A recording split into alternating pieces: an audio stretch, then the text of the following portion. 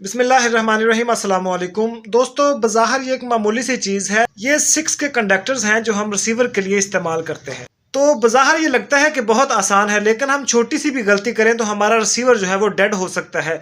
तो समझ लीजिए 6 कंडक्टर लगाने का बेहतरीन और आसान तरीका। दोस्तों, सबसे पहले आप लोगों ने केबल की वायर को काट लेना है आगे थोड़ी सी, अगर कोई ख़राब हो तो।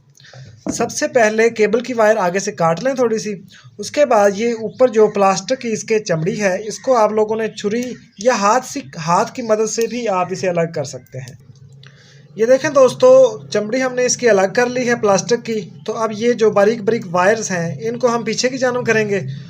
पीछे की जानब करने के बाद इसके ऊपर लपेट देंगे।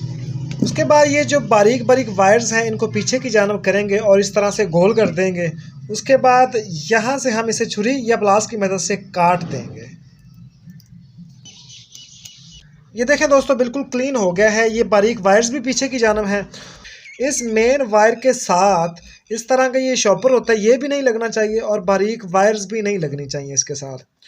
उसके बाद ये 6 का कंडक्टर जो है, इसको इसके ऊपर रखेंगे और इस तरह से घुमा देंगे। ये देखें दोस्तों, बेहतरीन तरीके से फिटिंग आ गई है। अब इसे यहाँ से हम काट देंगे, थोड़ा सा रख के बाकी काट देंगे।